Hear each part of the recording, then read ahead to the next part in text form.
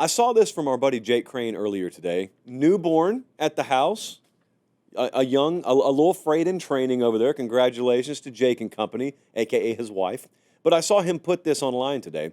He said, "Is Ryan Day the most unlikable coach to ever win the national championship? I'm only talking from a perception standpoint. I don't have any personal animus against him." This is a clinic, by the way. You toss up some disrespect. You toss up an observation, but then you're quick to say, no, that's not how, I love the guy. That's not how I feel. I know this because I do it all the time. Okay, we got to talk about this.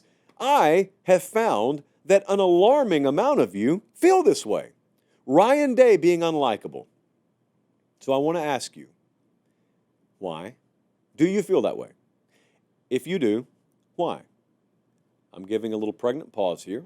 I'm giving you time to come up with your reasons. If you're driving around, if you're, sitting at your work desk, if you're, in the gym, you don't have to talk out loud, but think to yourself, do I think Ryan Day is unlikable? If the answer is yes, why do I think he's unlikable? Now, I did get some quick unscientific results via Twitter. It seems that approximately 80% of America claims they'd be totally fine with Ryan Day if he just cut his beard off. Because a lot of you go the beard route. You go the coloring of the beard. You go, is it authentic? Is it artificially colored? You don't like the way the beard looks. Now, I am calling BS on all this because Ryan Day has coached without facial hair before, and most of you didn't feel like you liked him then. So I think the facial hair, we've got a classic beard dye scapegoating situation going on. We've all seen how those turn out before. I think the beard is a crutch that a lot of you are leaning on, but if he shaved it off tomorrow, you'd go full-on but mode. Yeah, he shaved it off, but I still don't like him. Okay, well then it's not the beard. The beard was a straw man. It's a straw beard, if you will. Very black, but it's a straw beard. What's the next reason? And then producer Jesse and I were scrolling a little while ago, and the reasons, it went into the mud really quickly. A lot of you went the Lou Holtz route, and I will grant you that when he called Lou Holtz out, like, Macho Man of years past, calling out Ultimate Dragon or Ultimate Warrior, I did look at it, and I did say, that's a little peculiar. But I don't really care all that much. I didn't think anything different of Ryan Day when he said, well, I wonder where Lou Holtz is right now. I just kind of said, that's kind of funny, and I moved on. But apparently many of you felt differently. Okay, some of you said he's got a punchable face. I would encourage you to try it. But I would also say, look, let's just be honest with ourselves. Let's put all the chips on the table. How many of us are getting calls to do male or female modeling work? I mean, let's put all of our cards on the table. Are we really in the business where we want to be judging coaches or other humans, period, on their physical features? You got to answer that for yourself. I've already answered an unequivocal no. I'm totally happy with physical appearance not mattering at all. Case in point, the wardrobe yet again tonight is a white t-shirt and some joggers. And so, yeah, I'm not going that route with you. But there is one other theme that works its way into the old zeitgeist when it comes to Ryan Day. This one is a little more serious. And this one, hold on, Jesse. Do you see this? Do you see the accusation of John in the chat saying I must be dating Ryan Day now, can't get over him? Buddy, I'm going to tell you why I like him. But first, let me get to this, okay? That's just proof that, yes, I am watching live. So, I have some people, some out there are saying, I don't like Ryan Day. He's kind of unlikable. Why is that? Oh, man, I just don't feel like he paid his dues. I feel like he started on third base. I feel like he was handed the job. Well, I gotta suggest to you, you may be wrong there. I don't say you're wrong in that you don't feel that way. I'm saying you may want to do a little research before you decide that Ryan Day was just handed a job. Ryan Day was not handed anything. Ryan Day worked his tail off. Ryan Day's been at this thing a long time. The problem is, when you live in a world like we do now, where everyone has a voice because everyone has a cell phone, therefore everyone has a social media account, therefore everyone thinks that they have something profound to say, and you have someone that suddenly becomes successful seemingly out of nowhere, and people want to react to it. One of the first reactions is, that seems kind of sudden. Well, man, he didn't really have to pay his dues. He didn't really have to work his way up. Well, you see their destination, like you see them arrive. You see them pull into the driveway. You have no clue what the journey consisted of. They could have come from 5 miles away or 5,000 miles away. You don't know what predated that moment. You just see, oh, he's the head coach at Ohio State. He's never been a head coach before. Wow, it's a ready-made winner. He must have been handed that. Ryan Day started his college coaching journey before The Office ever debuted on NBC. You remember the show Friends?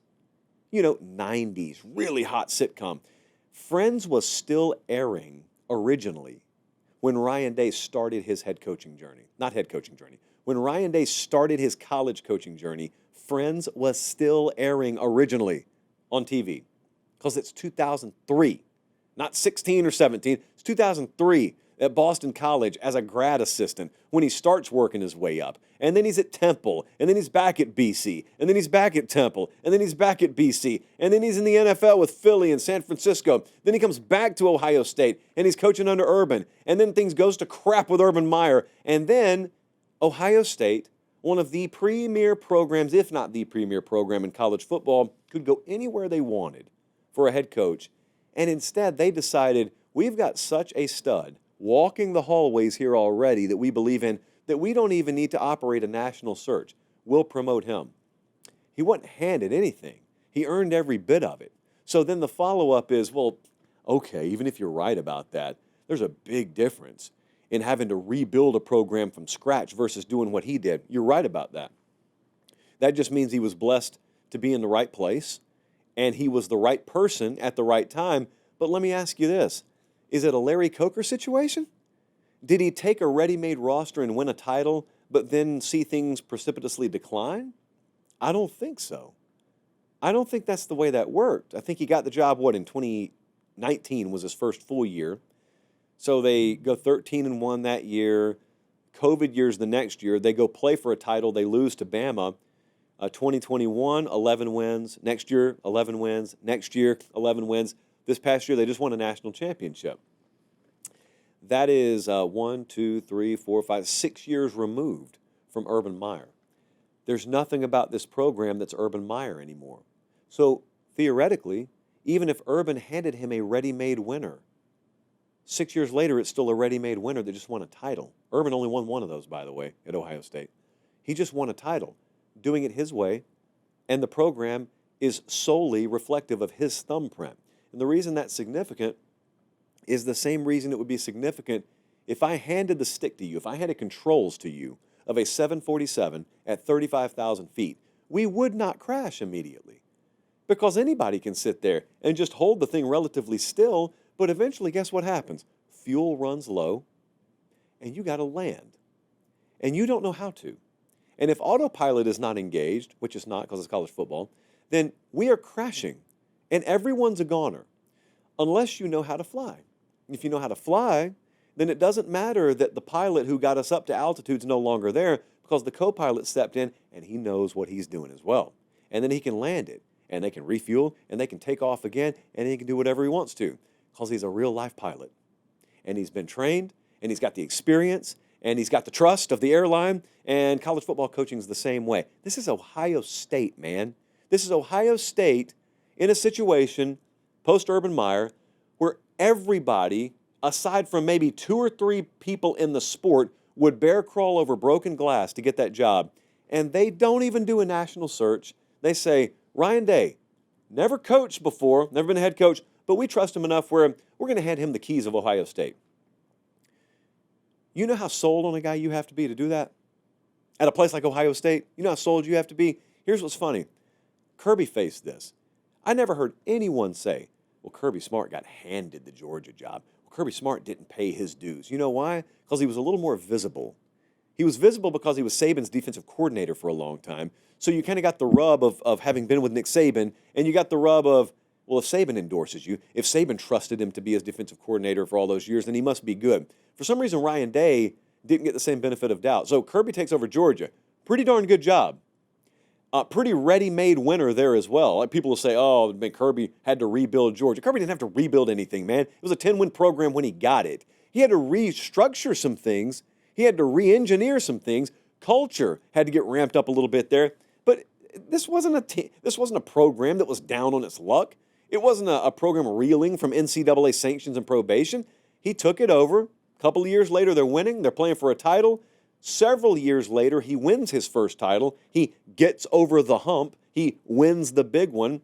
And the same fools who said he couldn't win and the same fools who said he couldn't do anything shut up. And then they started talking about Ryan Day, and now he shut them up as well. I don't know where you'll go next. Newsflash. Winning a national championship is really hard. The way I know that is about a month ago when these playoffs started, we had 2 active head coaches in the entire country who had won a national championship. One of them was Dabo. One of them was Kirby. Mac Brown had just been fired. Saban is retired. The entire country, we play a title game every year. There were 2 active coaches who had won a title entering this last playoffs. And now Ryan Day's the third one because he just won one. So I got a ton of respect for Ryan Day. I don't think he was handed anything. I think he earned everything he's gotten. And if I was wrong and he was a fraud, Ohio State's program would have begun to dip the day he got there. And it hasn't. And it's actually flying at as good an altitude now as it had at any point, including maybe under Urban. So here's how I feel about him. So I've been around Ryan Day a fair amount. Ryan Day, I've always felt was a stud. Ryan Day was always a guy that I felt hadn't won one that would eventually win one. And now that he has, he's no more validated in my mind. His Wikipedia page looks different today than it did yesterday. Ryan Day's the same dude now that he was when he woke up yesterday morning. He's got a piece of hardware that they could put in the Woody Hayes Center there, and it looks great, and all due respect to them. Ryan Day never shied away from the job. That's what I respected. Like Ryan Day, you can really tell if you know his story, and it's his story to tell, but if you know his story, you know he went through some stuff when he was really young. He went through some stuff non-football related, and I'm sure he's been through a lot that is football related that kind of calloused him to the world, and it kind of made sure that he kept a little tension in his shoulders. He's very careful who he lets get close. I'm the exact same way. So in that case, I understand someone like that. I relate to someone like that. I don't have a lot of close friends. I don't have a lot of people in my inner circle either. I don't trust a lot of people. So I get someone like that. But he never shied away from the job. When we've been up there, when we've sat down, when I've sat down face to face with him, he's the first one to say, the expectations here are exactly what they should be. We should never lower the temperature just because it makes me uncomfortable. We should never lower the expectation just because I didn't get the job done. If I don't get the job done, they'll put someone else in my place that will. That was paraphrasing, but a pretty direct quote that he gave us on the air. It's not off the record stuff. He sat there and said that on the air after they had just lost to Michigan for the 3rd straight time. And unbeknownst to us at the time, they were going on to lose to him a 4th straight time. Ryan Day does not ask for any favors, man. Doesn't ask you to take it easy on him. He is as blunt and direct about his role in this whole thing as anyone is. I've always respected it. Always respected him. Think the world of him. Very happy that they won this national championship. I mean, Chip Kelly wins a national championship. Like a lot of people. Jim Knowles wins a national title. Mark Pantoni gets himself a national title. A lot of good folks up there. Know a lot of those people. Got a little bias because of that, but I'm very happy for that program. So, no, I don't really buy into the Ryan Day is unlikable thing. I think you may need to understand him or be around him a little more, which we get to be, but I like people like that a whole lot more than I like the folks who just say the right thing all the time. Or I like the people who look like they're built through focus group efforts. Like that, I could take or leave. I want the ones who are authentic, and he is very authentic. That's just the way he is. Take it or leave it. And even if you leave it, you got to take the fact that he's a national champ now.